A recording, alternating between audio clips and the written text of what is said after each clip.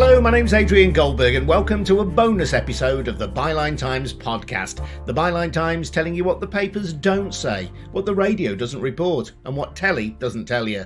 This time bringing you on-the-day reaction from Byline TV to Dominic Cummings' scathing attack on his former colleagues at two parliamentary hearings. The Prime Minister's former chief advisor told MPs that tens of thousands of people had died unnecessarily because of the government's mishandling of the pandemic and that Boris Johnson was unfit to lead the country. Older people, he said, were discharged from hospital into care homes without being tested for the virus, allowing it to spread. He also said that Health Secretary Matt Hancock should have been sacked for repeatedly lying. Cummings' assault supports the criticisms of Johnson and the government made in the Byline Times and on this podcast over many months. What you're going to hear is analysis with Byline Times co-founder Peter Jukes, editor Hardeep Matharu, chief politics and investigations reporter Sam Bright, and Labour MP Dawn Butler. You can see much more like this at byline.tv. and support its work and get additional content by going to patreon.com/BylineTV. That's patreon.com/BylineTV. First up, Peter Jukes. Now, today has been a momentous day, for myself at least. In Parliament, we had 7 hours of testimony from somebody at the heart of number 10 for over a year, Dominic Cummings. And I think rarely, at least in my long memory, have I ever seen the government quite so eviscerated and opened up its workings, especially around the coronavirus crisis. In a minute, we hope to be joined by Dawn French MP. Dawn Butler. Not the comedian, Not everyone, the comedian. don't worry. Sorry. She doesn't know anything about Cummings, I would suspect. Dawn Butler MP. Who was on the front seat of the comedy duo with Lenny Henry. No, was at the front seat of the committee hearing, but I think she's stuck in traffic, so that's why things are a little bit chaotic. But before we open up everything to a forensic examination, because Byline Times was one of the few media organisations which got a favourable mention during the inquiry. So we'll be looking at quite what Dominic Cummings has exposed. What do we think of his evidence? Do we trust him? What was new? What was left unsaid? But first, just to remind us all, let's have a look at some of those clips from the early part of his evidence and what quite he was saying about Boris Johnson and his catastrophic coronavirus response. The basic thought was that in February, the Prime Minister regarded this as just a scare story. He described it as the new swine flu. Did you tell him it wasn't? Certainly. But the view of various officials inside number 10 was, if we have the Prime Minister chairing COBRA meetings and he just tells everyone it's swine flu, don't worry about it, I'm going to get Chris Whitty to inject me live on TV with coronavirus so everyone realises it's nothing to be frightened of. When the public needed us most, the government failed. And I'd like to say to all the families of those who died unnecessarily, how sorry I am for the mistakes that were made and for my own mistakes at that.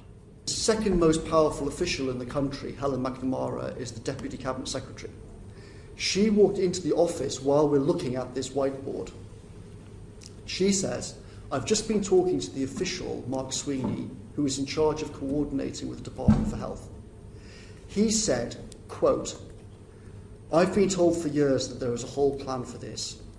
There is no plan. We're in huge trouble. I've come through here to the, Helen McNamara said, I've come through here to the Prime Minister's office to tell you all, quote, I think we are absolutely fucked. I think this country's heading for a disaster. I think we're going to kill thousands of people. As soon as I've been told this, I've come through to see you. It seems from the conversation that you're having that that's correct. And I said, I think you're right. I think it is a disaster. Many senior people performed far disastrously below the standards which the country has a right to expect. I think that the Secretary of State for Health is certainly one of those people. I said repeatedly to the Prime Minister that he should be fired. In the summer, he said that everyone who needed treatment who got the treatment that they required. He knew that that was a lie because he'd been briefed by the Chief Scientific Advisor and the Chief Medical Officer himself about the first peak, And we were told explicitly people did not get the treatment that they deserved. Many people were left to die in horrific circumstances. Is that the basis of your assertion? Are there other pieces? Of what, sorry? Is that the basis of your assertion, or are there other pieces of evidence that you base that charge on? Just before the Prime Minister and I were diagnosed with having COVID ourselves, the Secretary of State for Health told us in the Cabinet room, everything is fine on PPE. We've got it all covered, etc., etc. When I came back, almost the first meeting I had in the Cabinet room was about the disaster over PPE and how we were actually completely short and hospitals all over the country were running out. Secretary of State said in that meeting, this is the fault of Simon Stevens, it's the fault of the Chancellor of the Exchequer, it's not my fault, they've blocked approvals on all sorts of things. I said to the Cabinet Secretary, please investigate this and find out if it's true. The Cabinet Secretary came back to me and said, it's completely untrue. I have lost confidence in the Secretary of State's honesty in these meetings. The Cabinet Secretary said that? The Cabinet Secretary said that to me, and the Cabinet Secretary said that to the Prime Minister. Pubs and restaurants were not closed. Yeah. Mass sports events were not stopped. Did you advise that we should be going further at that point, or did you go along with that softer version of the lockdown? So can I backtrack, because I think we need to understand the crucial period between the Thursday the 12th and the Sunday when things started to change. So on the 12th we started. It was a completely surreal day because. So I sent a message to the Prime Minister at 7:48 that morning, and forgive the language that this is expressed in, but I might as well just say what I actually said. We've got big problems coming. The Cabinet Office is terrifyingly shit. No plans, totally behind the pace. We must announce today, not next week. If you feel ill with cold or flu, stay home. Some around the system want a delay. Great news. Dawn Butler MP managed to make it hot foot from Westminster and on way out to the theatre, I hope. You look great. What was it like? You were at the front seat of, for me anyway, I don't know your parliamentary experience, was one of the most kind of momentous days in terms of the volume of evidence we got presented by Dominic Cummings, former top advisor to Boris Johnson. What did you feel like being there? Well, I mean, nobody's ever given sort of a 7-hour evidence session to committee before, and he was quite comfortable. He would have gone all night if needed be. So, I mean, I think he's quite narcissistic, isn't he? I mean, he likes himself. It's quite interesting. In the beginning, he was very humble, and that's coming from somebody who talks a lot about science. And genomics and things like that. So somebody that talks a lot about that, he's opened up by saying he wasn't very bright, which I found quite interesting because I thought his whole pretense before was to prove to everybody how bright he was. You kept on saying that, like at the end, I'm not the smartest person in the job. Thousands of people could have done this job better than I could. And he just wanted to bring people in with his weirdos and misfits. Yeah. Did you believe that? I didn't understand it. So I just didn't understand it. I didn't understand where he was coming from on that, because actually when he gave evidence before, he was very much, I knew what I was doing, I'm very much in control. I mean, I found he is very fascinating, in some ways quite mesmerizing. You kind of, you're listening to him and you're kind of wondering, what is he saying? What does he mean? And what's underneath all of that? I don't think he liked my questions very much. Was very specific about data and the app and permissions, and you came up with this very good point. It says they can anonymize your data. And he should know as a tech guru, shouldn't he? There's no such thing as anonymization of data, because you could very easy to de-anonymize. Yeah. And when you've got like companies such as Faculty and Palantir that has so much information, of course they can cross-reference all of this information. So I wasn't buying the answers around that. I think there's a lot more digging to be done on that, because the people that he brought in, I think, is it Ben Wallace? Ben Warner. And Mark Warner, who ran It was called something else during the Vote Leave referendum. Their Cambridge Analytica. That's right. Now called AI faculty has 7 contracts with government. £23 million contracts, and they're all very interconnected. And as you say, they've got links to Cambridge Analytica, who nobody trusts, and they're untrustworthy. And so I think Amnesty are taking on this case, and right. they're and I did quote what they've written to Dominic Cummings. He was saying that, you know, he wasn't sure if he believed it, and the stuff also around the app, I think for some people they find it very boring, right? I was talking to my office about your data and all that, and they find it very boring. They're like, oh, well, everybody's got my data. Well, they haven't got all of your data. You know, there's something about somebody having your name, address, your date of birth, where you live, and all of your health records. But he also made nothing then is sacred to you. Well, this thing we've been running about Byline Times, you have to opt out of sharing GP records by 21st of June. That's people may want to do that. But obviously the other thing is, just on this slightly technical, geeky bit, let me indulge myself, Hardeep, is it's not just the data, it's the modelling done on the data, which is the valuable thing. And that gives a company a massive, as Cambridge Analytica kind of proved. That's right. A massive commercial advantage. And they're way ahead in the US. Yeah. And this modelling is about not just modelling what you're doing, but what they think you're going to do, and then how they can persuade you to do something else. You know, how they can direct you to do something else, how they can influence you to do something else. So, you know, your whole life will essentially be controlled through this modelling. And if you remember, Cummings says something like, you know, it was the psychologist that won Brexit. You know, so they crunched all the data, analysed everything, and then decided how to sell a particular angle or story to different people. So or lie to different people, different sort of ads. You might say lie. Well, Turkey joining the EU, and then suddenly they're for animal rights. Yeah. Just on a wide, just stepping back on a human level, just before Hardeep takes over, I felt he was moved. I mean, I felt catching the voice. I think am I wrong? I mean, it's different being there in person. But when he talked about the tens of thousands of unnecessary deaths, and we know he got quite ill. I do believe him, by the way, that he was quite ill. I mean, you know, whatever you think about Cummings. Do you think he meant that? I felt he does feel a kind of moral responsibility about those deaths. Well, the way he opened up in the beginning, I felt that it was almost a genuine apology. And then I wondered if this was a way of him kind of confessing. Do you know what I mean? I wondered, did he come to confess? Yeah. Did he come to say, look, I was a part of this.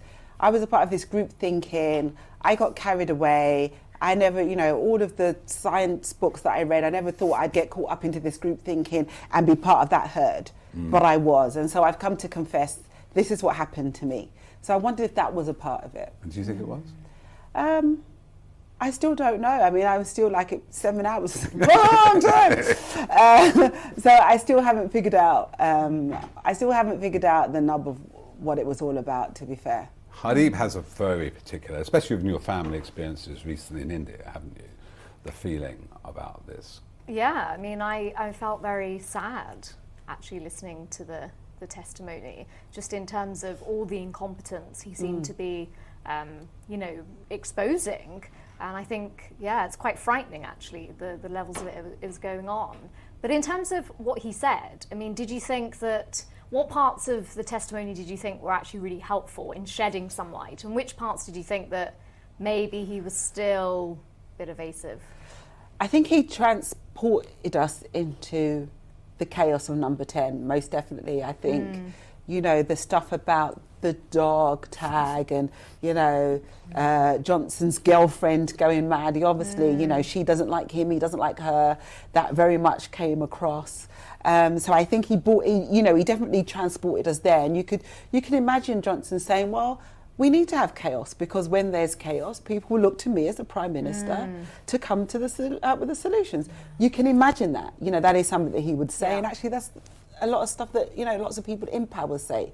You know, they're very much filled with that kind of self-importance. So he definitely transported us into that time. He definitely, I mean, you know, when the picture of the whiteboard that he'd written on, I mean, the fact is, like, where did he get it from? Do you know what I mean? Like it hadn't been used for years. You know, he dragged that into number 10 to do all the drawings and the I did feel, actually, I felt that he felt that he was in charge of the whole thing. I did feel that. I felt that he had to use his iPhone, as he kept saying, you know, to make the calculations and times it by 2 because nobody else was doing it. So I did feel as though he felt he had to do the whole thing. And this is why it was interesting to ask him what his job was. So, you know, his job, he said previously when he came to the Science and Tech Committee, was to get Brexit done, right? Yeah. So he got Brexit done. Boris has got this huge majority. He would have thought that he'd be lounging around, controlling things, you know, walking through the corridors of power, whatever. And then we've got this pandemic, and all of a sudden it's a whole different gear that you need to get into.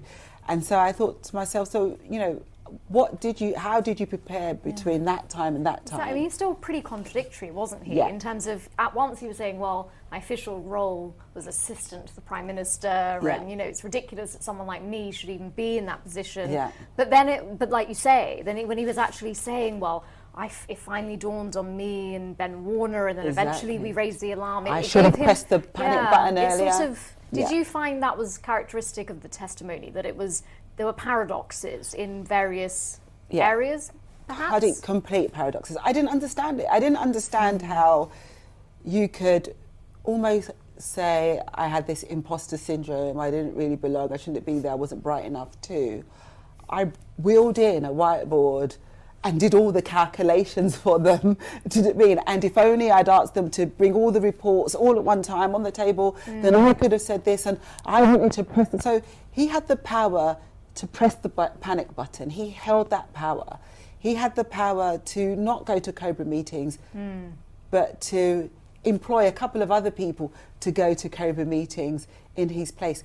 That's a lot of power for somebody who claims to not be that bright or shouldn't be in that position. But in a chaotic situation, so this is about other, we'll probably deal with this a bit later with Sam when he comes on, but I thought there was a big contradiction about what he was saying about the civil service, because the main aim, wasn't it, to say was, well, I'm coming forward because if there's another pandemic, the system is not for purpose.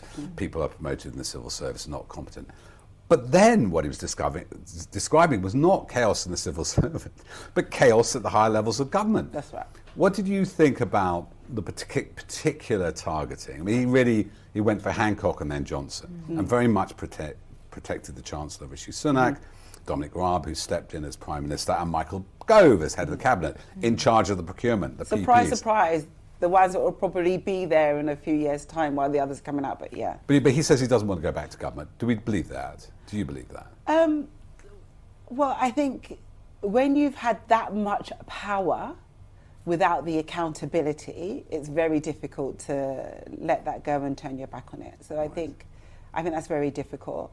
I think that, he's right. The civil service is very clunky, but there are actually very smart people in the civil service who have been there throughout the test of time.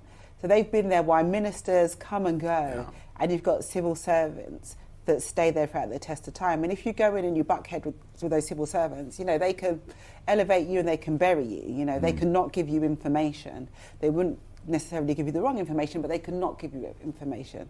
So, and remember, civil servants, senior civil servants, experienced civil servants were leaving in their droves. Yeah, come Brexit, every week we had a senior civil servant leaving because of what was going on in government, because of the lies, because of the untruths, because of how they were being treated. They would leave. So we lost a lot of senior civil servants.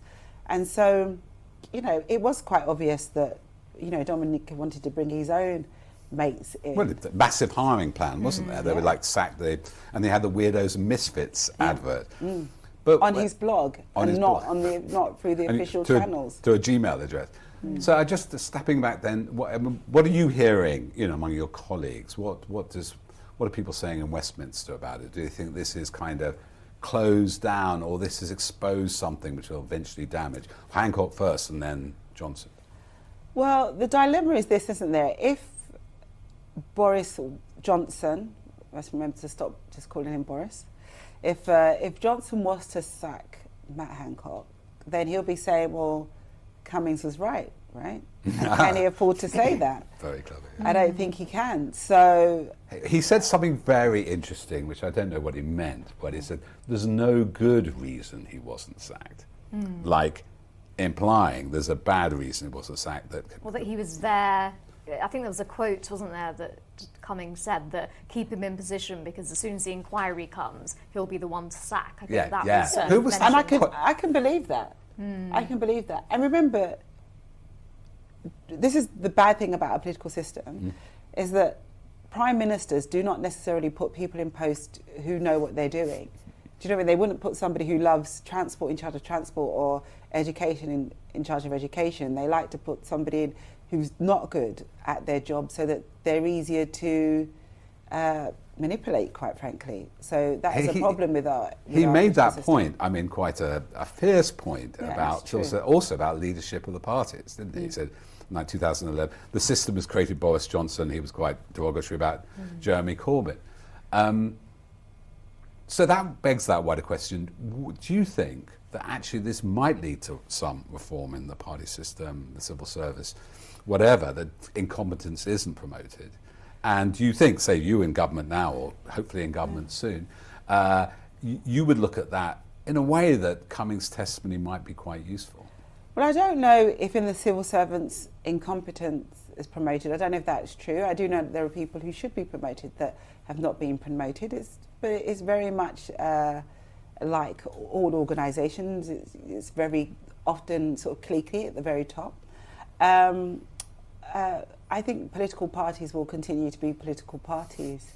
I don't think that will change that much, but I do think that there is value in ensuring that people know about their brief before they're given that job.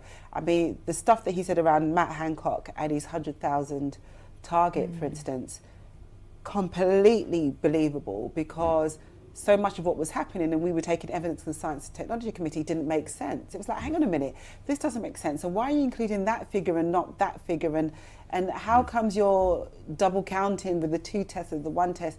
You know, it was all just so that he can fulfill his target. So everything stopped and was squeezed into making him reach that target. So all of that Cummings said was completely, I think, believable. But I think he also, Cummings undid, like, you know, he did 5 hours where you're like, oh yes, that could be, yeah. And then he said, I drove 30 miles to test my eyesight. And he's still stuck with that. And you think, oh God, we've just wasted 5 hours listening to you. He did, I'm going to go out on a limb. I think he was so frenetic and whatever, you know, he did say, let's see if I can drive. But anyway, that's beside the point.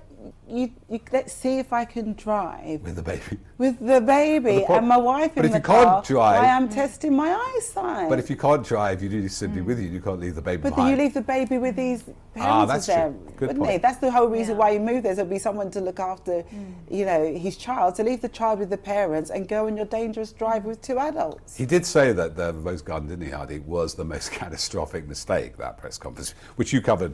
Yeah, brilliantly. yes, it was a disaster, but it's still curious as to if there were these national security concerns as to why his family had to move, and he had permission to do that from officials. Still perplexing as to why he couldn't just say that to the public. Because I believe him that he did have security concerns. You know, it's really hard when you're, you know, in the public eye. So I believe that he did have security concerns. What was the whole theatre about? He loved it. I mean, he loved having that little desk in the Rose Garden. In the Rose Garden. Trestle table. He loved it. The last person to be there was the coalition, wasn't it? When you had, you know, Clegg. I think he probably thought he was, at that stage, actually, now thinking about it, taking in his evidence today, he probably thought he was, in some twisted way, he probably thought he was Prime Minister. Do you know what I mean? That level of power that he'd be given in his own press conference. One important point that I think he made, though, actually was about the COVID public inquiry, which has been set, hasn't it, for next spring. And he was quite clear that this is too late for an inquiry to be held because lessons need to be learnt now. And he was giving the Indian variant and the spread of it as another example of how this current government still hasn't learnt any lessons. And I thought that was a really important point. And Dawn, what is happening in terms of in Parliament and from the perspective of different political parties, and sort of being part of that conversation as to what the terms of references are for that inquiry, who's going to be involved. I mean, is that high up the sort of priority list of parliamentarians currently? And is there an ability to sort of shape that process with the government, or do you think they're just going to be trying sort of shape it in the way they want? Yeah, the government's going to try and avoid any form of meaningful inquiry because they've got form. That's what they do. But it's vital that there is an independent inquiry. I mean, the Science and Technology Committee and the Health Committee will do a lessons learned report, and that will have lots of things that we need to learn coming out of this, but we're still in it. But I think that's a very valid point in terms of we are still in a pandemic, and the government are still making mistakes. Still, all this time down the road, they're still making mistakes. And you just think, well, is this now deliberate? Are these mistakes deliberate? That was one of his suggestions, wasn't it? That now he thinks, God knows what's going on now, he said, and that herd immunity is still a strategy. Dawn, I'm conscious you have to go. So do come back maybe, especially if evidence is released, isn't it? Hopefully. Yeah, we'll hopefully get to see all these evidence that he's promised to, the evidence that he wants to give us. Well, in discussion, he said. He was very secretive about his WhatsApp messages to journalists. Yes, he was. Surprise, surprise. Laura, surprise, surprise. I bet you guys were shocked. Very shocked. But also, he promised openness, but only in certain elements. Only certain. It can't be too open, Peter. It can't be too transparent. And that's a problem, right? I mean, he sort of tied himself up in knots on that bit. And I think he came, prepared with his own script. I wonder if he fulfilled what he wanted. I don't know. Well, I'm sure you'll tell us if he hasn't, and we'll see the evidence. Thank you so much, Dawn, for coming on. Now we'll see some more clips of what Dominic Cummings said in Parliament today, and then we'll be joined by Sam Bright, who will dissect it with myself and Hardeep in great detail. Getting worse, and that kind of propelled things a bit towards lockdown. But it's also the case that fundamentally the Prime Minister just didn't really think that this was the big danger. Now, there have been lots of reports and accusations that the Chancellor was the person who was kind of trying to delay things in March. That is completely wrong. The Chancellor was totally supportive of me and of other people as we tried to make this transition from Plan A to Plan B. He got his team working on the furlough scheme. But it is the case that there were senior officials who worried that it's not completely unreasonable either to say if you completely shut down the economy, you are definitely having huge, terrible effects on all sorts of people's lives. If you have a lockdown, you are definitely consigning some people to all kinds of suffering in various ways, and some of them might die because of the lockdown itself. So I think there were reasonable arguments.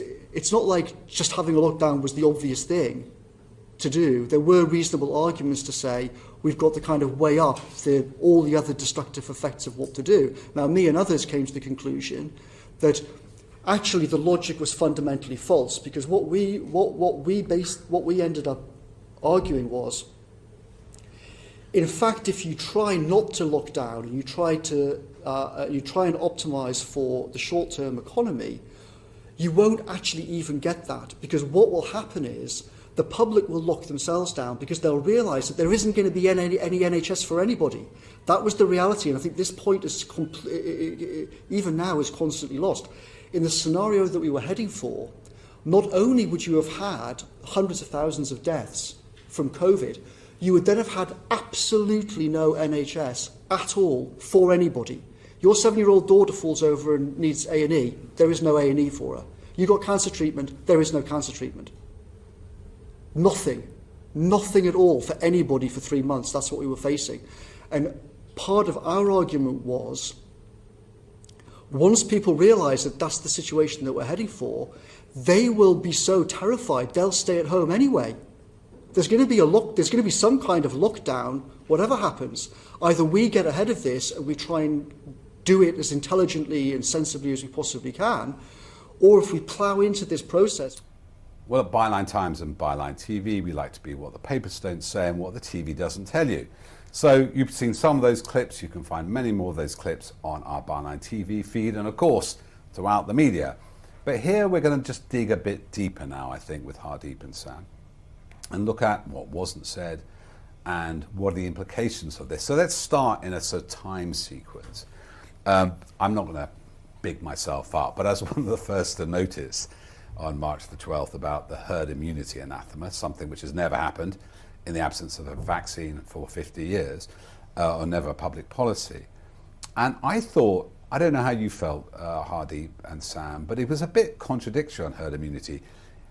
He says he didn't have the famous Damascene conversion described by the Sunday Times around mid-March. He didn't exactly explain what happened. And all I can see is when herd immunity was mentioned on the 12th, 13th and 14th by Peston's blog, who apparently spoke to Hancock, it seemed, and the science advisor, Valance, Halpern and people like that. Though the cat got out of the bag. I remember Twitter at the time. The cat got out of the bag and said, what are you talking about? This isn't like flu. The health service will be overwhelmed. To get to 60% infections, if the health service is overwhelmed, you're talking about millions of deaths. Now, their graph said 500,000 deaths. Yeah. So do you think Dominic Cummings was kind of following herd immunity until the 12th, until the cat got out of the bag? I think he was probably... He claims that he was sort of bounced along the trajectory of Whitehall and he didn't pay it that much attention. The thing was that he explained in great detail why the Prime Minister was distracted. His book and, Carrie wedding, decorating and engagements and his divorce. But yeah, lots of things actually. Should he actually be Prime Minister, Peter? But he didn't explain, Dominic didn't explain why he was or wasn't distracted during that period, what else he was focusing on. He mentioned PPE procurement that he was focusing on. He was interested in the procurement system in general, I think he said in January, but not specifically on our big subject, PPE. But if you're told, or if you see evidence when you're the chief aide to the Prime Minister that suggests that hundreds of thousands of people might die at the outset of this, when that is not an ordinary occurrence, we've got to remember that thousands of people dying every day now is just what happens, unfortunately. But then, if you see evidence that there's a pandemic on the way, I don't know about you, but I would give it great attention. 500,000, like all the war dead, from 2 world wars. Yeah, it would suggest to me that he perhaps did, just go along with it. He did go along with it, yeah. Because he talked about that meeting with the whiteboard, didn't he, Hardeep? Well, yeah, I mean, I have a slightly different take on it in that I thought a really interesting moment in the testimony was where he was saying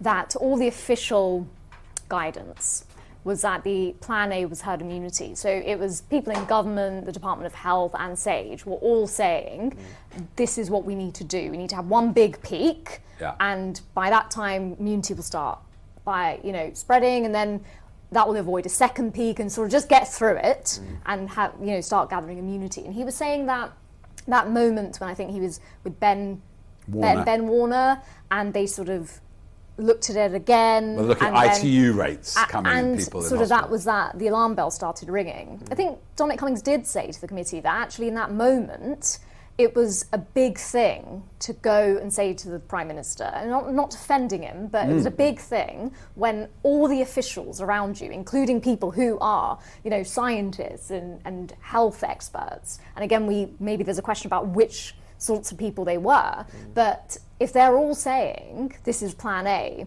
I think he did make that point that it's a big thing for me to go to the Prime Minister and say, actually, this is completely catastrophic, because what if I'm wrong? And again, I'm not defending him, but it's really interesting that what he describes as being in a situation where everybody was sort of convinced that was the case, and also this notion, which was really interesting, about behavioural scientists saying the British public, they'll never do the social distancing, they'll not do the lockdowns, we're not that kind of country. So this is all feeding in. And then against that, and I'm glad he spoke up eventually, but whether he could have done that sooner is a different question. But I guess the context I mean, I was surprised by the extent to which officials who were qualified in these fields were saying herd immunity. Well, the institution almost, and just to explain to the audience if it's not quite clear, there was the plan A and B was both a form of herd immunity. One was let it really rip and have no restrictions or social distancing. And that'd be 500,000 dead and 250 dead, but then potentially a worse second wave, which would leave more dead. I think two of these points just maybe worth focusing on, which give him some credence here. One thing is obviously they only just got the information from Lombardy and what was happening with death rates in Italy when the health service was overwhelmed. So they were going for a case fatality rate of like 0.6%. It went up to 7% and that. And the other one was, I thought it was quite astute of him to say, I don't know when he realised this, that once that started happening, you'd get a lockdown anyway, because even without government saying it, the people would lock themselves down. That was interesting. I thought it was interesting as well on your point, Hardeep, about what it said about the fundamental nature of our government system. When he was talking about the autumn wave of the virus, he said that the Prime Minister essentially acted unilaterally, that there was no cabinet, that cabinet basically didn't exist throughout this period, and it was himself, Patrick Vallance, Chris Whitty, Matt Hancock in a room, and whatever the Prime Minister said goes. I mean, it sort of takes a bulldozer. And he disagreed with them. He disagreed with Matt Hancock and Whitty and Vallance and went and did his own thing. Boris Johnson did, exactly. It sort of takes a bulldozer to this notion of government by cabinet. We have reached that level, and people chide us for comparing it to sort of authoritarianism, sort of neo-authoritarianism. Like, no, that hasn't happened. What Cummings was describing is essentially Boris Johnson being able to do what he wants based on reading a column in the Daily Telegraph that will then potentially kill people. If that's not sinister, I'm not quite sure what is. What do you think about that, Heidi? Well, that's a shock. That was a shock to me, that really the checks and balances, a whole system of governance, that first wave, there seemed to be a little bit more. But then all this fighting, I mean, let's hold back going to the second wave. Let's just go for that middle bit in the summer, where basically, let's look at the testing issue with Matt Hancock. Now, he laid into Matt Hancock. He said, it's every day, every week, virtually every day I was asking him to resign. And Matt Hancock was going for this 100,000 tests a day, wasn't he? What did you make of that? That seemed to me like just divide and rule, kind of like rats in a sack. I just think that the whole situation, as Dawn Butler was saying, it was complete chaos. And that, what did Dominic Cummings say? That Boris Johnson he liked the chaos. It's the whole chaotic nature of his government is that things are all over the place and these last minute decisions are made and it's all up against wire. His career has been like that. Yeah, of course. I mean, I think it's interesting that Hancock came in for so much criticism and Boris Johnson. I mean, they were the two, really, weren't they? And I think the levels of incompetence of both were kind of outstanding. What was really concerning was to hear Cummings say that as the first lockdown was underway, already Boris Johnson was saying, we should never have done that. I should have been like the mayor from the Jaws film and kept the beaches open, and it's really ruined the economy. That is really concerning, that even having started the lockdown, this is a position he came to quite immediately. And then Dominic Cummings was saying, then we'd be back at square one where the Prime Minister would be saying, don't want these lockdowns. It just, a lot of it, like you say, Sam, it seems to revolve a lot around the character of the Prime Minister and sort of what he might want, and then the ministers sort of give him bits. And it's like Trump, doesn't it? He sounded just like Trump. I kept on thinking of that. And we know that Trump spent most of his time looking at Fox News, going, and then, Fox News are basically broadcast and change policy and it seems like Boris Johnson I think Cummings described Number 10's function as basically a press answering service. He'd wake up in the morning, read the Sunday Telegraph or the Telegraph, his old employers, and then respond to that. Yeah. It was just like a sort of an upper class version of Donald Trump. Am I being unfair? And also the short-term memory lapse. I mean, it's like Trump, he seems to sort of bear the impression of the last person who sat on him. Yeah, I think he described it as Boris Johnson wakes up, reads the newspapers and cannons around, which I thought was a very good description given his sort of, his bulk. Really. Yeah. But I think there's an interesting point on Hancock in general and what Dawn was saying, that obviously incompetence is promoted within the political system because you want people who can serve you, not necessarily serve the country. So that's why we don't have experts in position, and that's clearly why we're in such a mess. I think there's a layer back that's also a fundamental problem that goes back to the political parties that Dawn probably won't like to admit, in that you become a candidate in the first place because you're a servant to a party and not because of your aptitude and quality and talent. And that's kind of the walled garden that Cummings was describing in relation to the civil service as well, that you get sort of funneled through the fast stream of the civil service when you've just graduated, and then you stay in the system forever and no one else can break in, and there's sort of an immunity really to talent within the civil service. And I think it's the same within the higher reaches of government and within the political parties generally. So I think it's got to come from them at the outset. So there's an immunity to talent and an aversion to risk. That seemed to be nobody wanted to make the bad decision. So Hardeep, you write brilliantly about sort of the state of the nation as sort of post-imperial. Did that open your eyes more to, beyond the Johnson, the characters involved, some profound dysfunction in the British state? Yeah, I mean, as I said earlier, I was actually really sad and quite frightened watching that testimony, because just to hear that level of incompetence and to hear Dominic Cummings say tens of thousands of people died when they didn't have to, that's like tens of thousands of families whose lives will never be the same again, ever.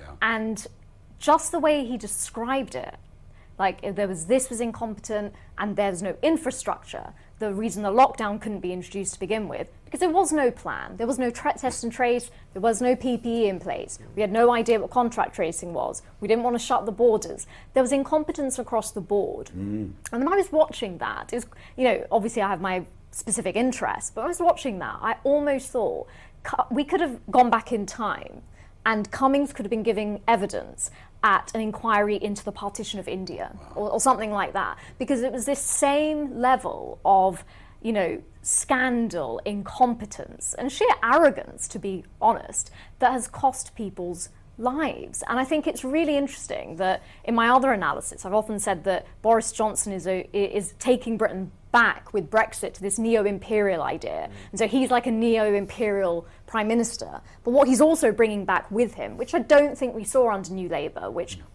there was competence there, even if mistakes were made. What we're seeing with Johnson is we're returning to this neo-imperial state where you have a ruling class who just smacks of arrogance, incompetence and power.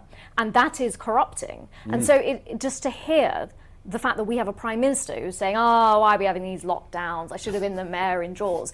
Tens of thousands of families will never be the same again. And I just, for me, this is at the very heart of what Britain always was and really is. But I think it's that Johnson administration that has sort of turned the clock back and is fostering an environment in which these levels of incompetence and downright corruption are sort of flourishing. Well, there's no checks, is there? This Dominic Cummings is our accountability. Just turning to the issue, which we've covered a lot, PPE, we didn't really get much. This is, by the way, people haven't followed Byline Times reports of this, particularly led by Sam. We've exposed 1 billion of crony contracts to Tory donors, another 2 billion to Tory friends.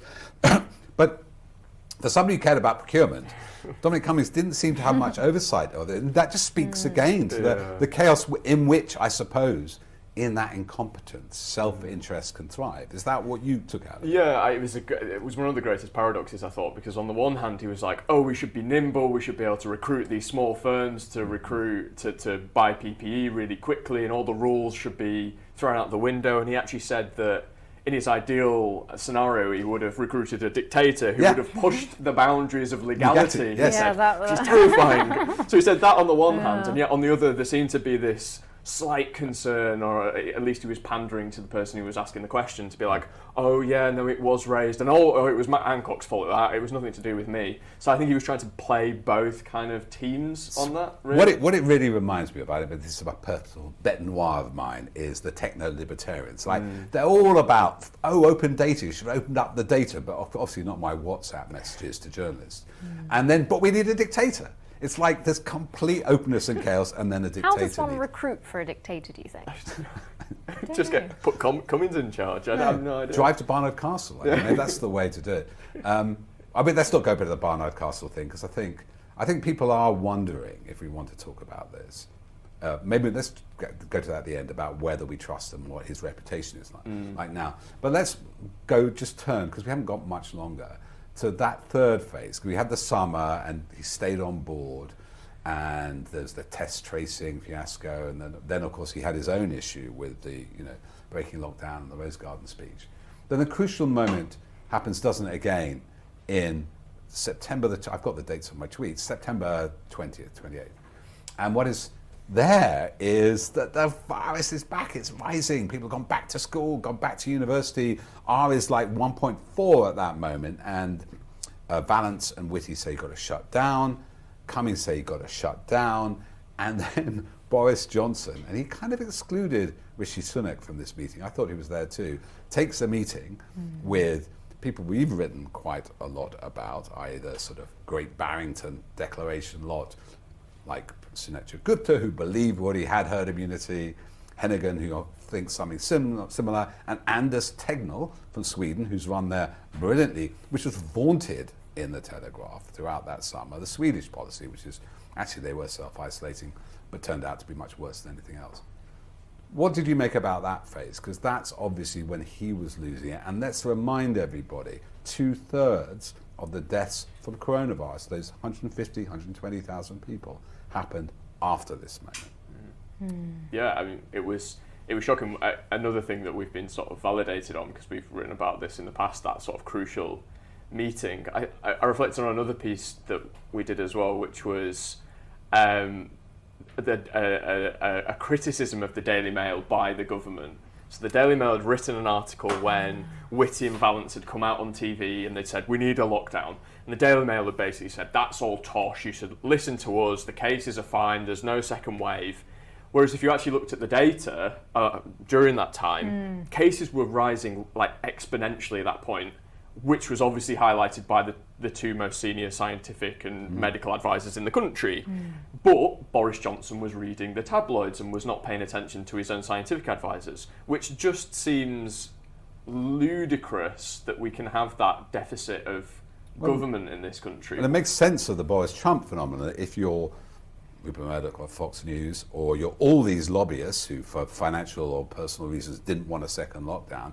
You just target Boris Johnson through the pages of the Telegraph, through the pages of the Whale and the Sun, all going, let's not have another lockdown. Sorry, just to add, Peter, I didn't finish the story about the piece, which is the government criticised the Daily Mail publicly about this and said, what you're saying is wrong, it's fake news. And the Daily Mail, as we found out through FOI requests, called up the government and forced them to delete the criticism. It was a tweet, wasn't it? It was a tweet, yeah. It was a reply to the Daily Mail, from the government account to the Daily Mail saying, this is wrong. The Daily Mail called up the government and said, take that down now. And the government did it. That's the power that the... And then there was another article from the Daily Mail ran, wasn't there, about how they'd removed the tweet. Yeah. Yeah, they said, was it from... Yeah, it was like, so it wasn't it, yeah. They were boasting about it. They were boasting about tweet, it. Yeah, they were boasting about it, and the government didn't say anything in response. It's shocking. So was that from the Department of Health and Social Care? Or, yeah. Right. Yeah. So that makes me... I must admit, when they were targeting Hancock all through the summer, I thought it because he was more health-orientated lockdown, or is it?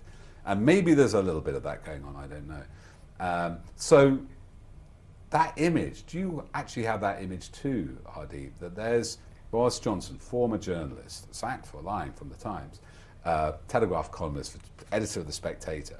He is just caring about the public image, and every morning you can manipulate him if you're a tabloid or broadsheet editor with this disinformation. Yeah, I do think that. And I think the reason that's the case is because Boris Johnson is exactly the worst Prime Minister to have at the worst time, because he's not someone, this is literally his worst nightmare. He's not someone who is into details and being competent and being over your breath. He's just not. His one facet, the main reason he's in power, is because he is seen as the revolutionary leader of the Brexit campaign, and a lot of that is based on his own personality. It is all about the optics around what type of leader he can be perceived to be. That is, I honestly think that's what it comes down to. I think the party knows that it hangs on his personality. And I think that's why the media is actually so critical to him, because it's not only about, covering the government in a favourable light. It's on a personal level, that is his channel to present the public image that seems to win him votes. And so it is shocking to see. I mean, we're not shocked by it, but it is shocking. It should be shocking that there's that level of influence, that he picks up the papers first thing, but that's not surprising, and it's for the same reason that there's been such levels of incompetence in this coronavirus crisis, because he's just exactly the wrong type of leader. And to give Dominic Cummings some sort of warped credit, because I would question his statement, but he said, well, the fact that Boris Johnson's the leader, he's completely unfit, and that's ridiculous that we've got to a position where he's the leader. I would say to Cummings, well, you're the one who created the environment in which this man flourished, which cannot be overlooked.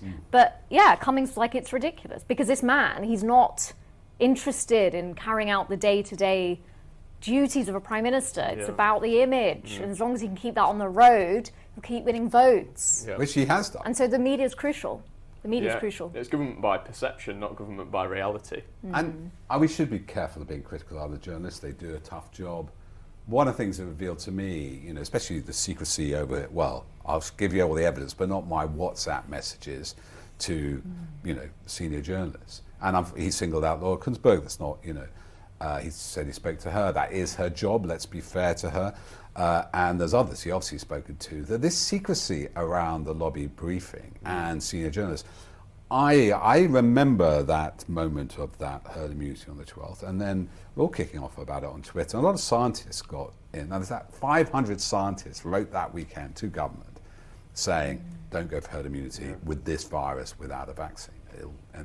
And then being roundly mocked by the lobby. Oh, some of these people are only PhDs. So not only does he captured by the media, has he also captured the media thanks to his charm, thanks to the access he gives them? Yes, I think it's right not to focus on individuals, because I think it is a system problem in how the lobby is constructed. And for anybody who doesn't know, the lobby journalists are those who have access to the Houses of Parliament, so can hobnob with MPs in the bar in the evenings.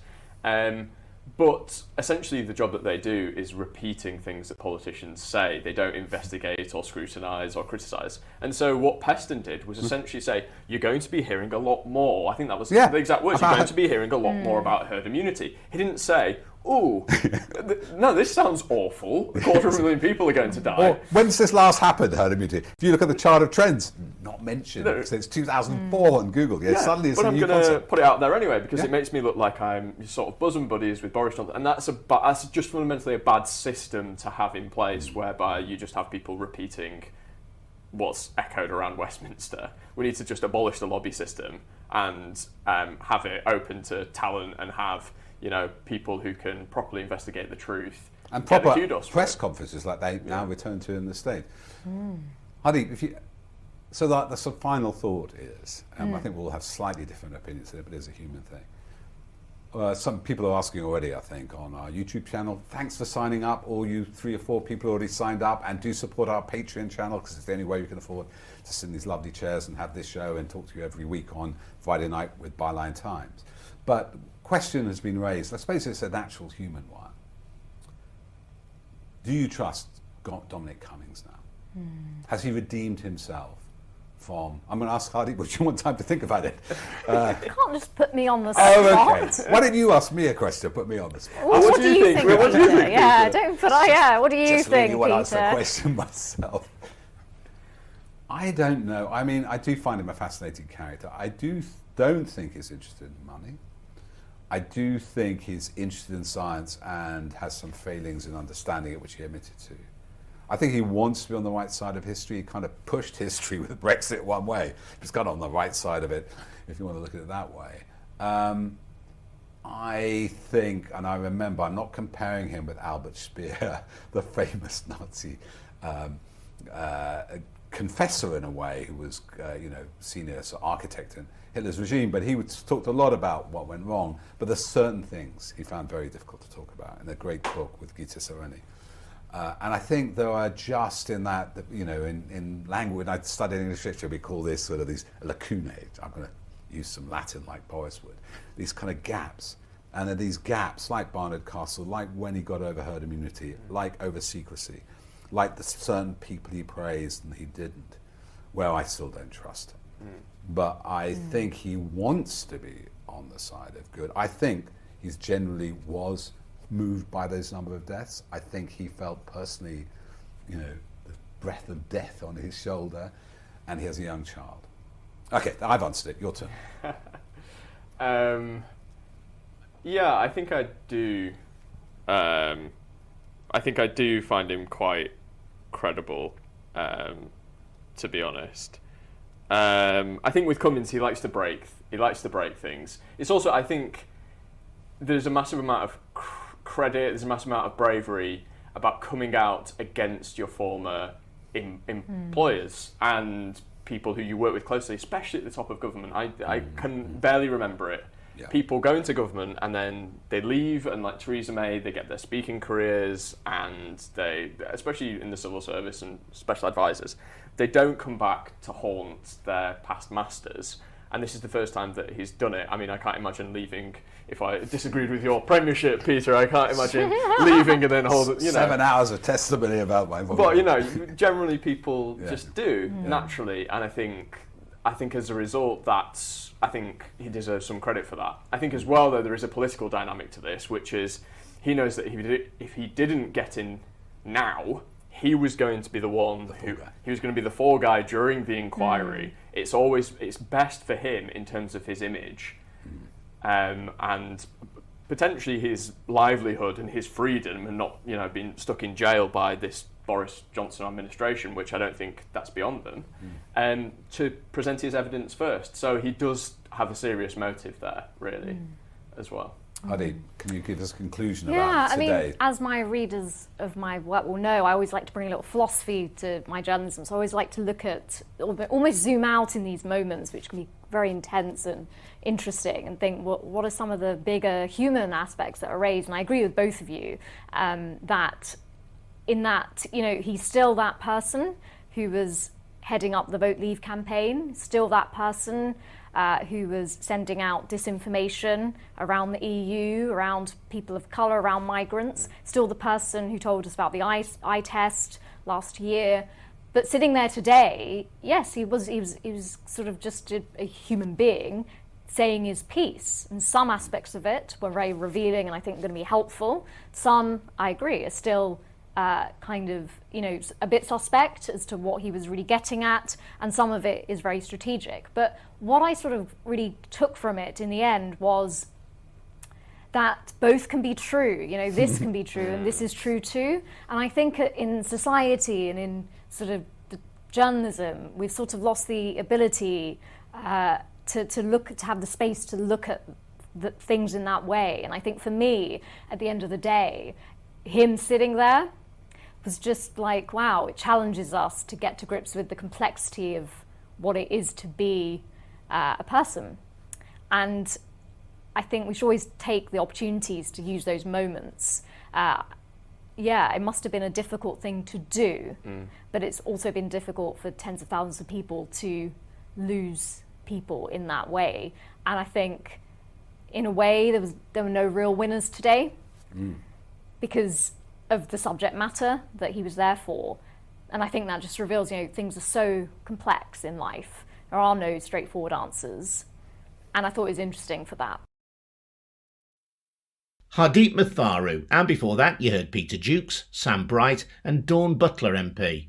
I'm Adrian Goldberg and you've been listening to a special edition of the Byline Times podcast featuring on-the-day reaction to Dominic Cummings' sustained parliamentary attack on his former government colleagues. You can watch more like this at byline.tv, and if you want to support its work and get additional content, you can go to patreon.com/bylinetv. That's patreon.com/bylinetv.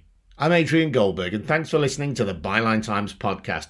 Do check out our latest regular episode, which features an in-depth interview with Alistair Morgan about the unsolved murder of his brother Daniel Morgan 34 years ago. It's a story of police corruption, media interference, and now a delay caused by Home Secretary Priti Patel. See you next time.